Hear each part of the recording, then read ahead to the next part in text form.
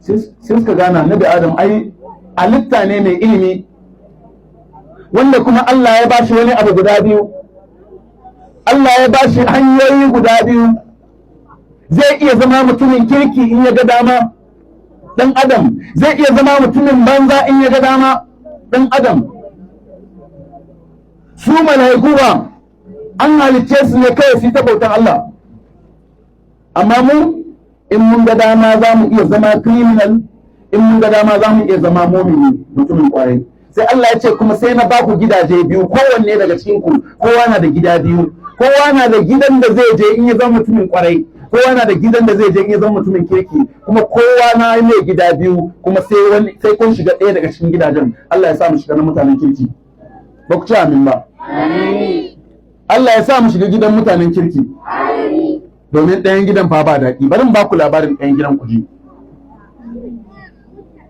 Daga cikin ɗayan gidan akwai gidan da idan mutum ya shiga daga cikin ɗayan gidan na mutanen banza, Allah ya tsare mu daga shiga. Gidan nan zai cinye naman jikin mutum gaba ɗaya, ya tafasa kwakwalwan shi.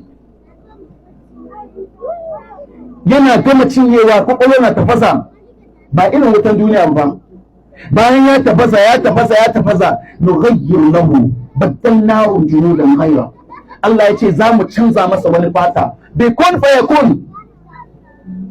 Ba wai za a zo a nemo mai sa fata ya zo ya sa masu ba, a'a, fatan zai rinka canzawa automatic. baddalnahu junudan ghayra liyazuqul azab. Allah ya ce za mu canza masu wani fata don su zo su ɗanɗana azaba.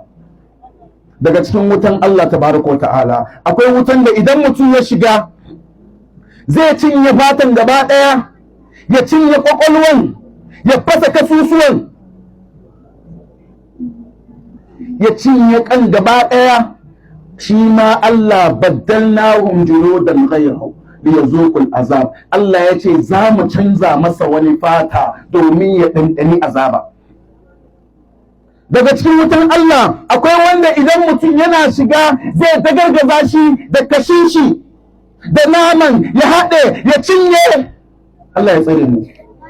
Karan ci gaba da faɗa, in ya ci gaba da faɗa za mu iya yin kuka a ƙarshe. Allah ya tsare mu.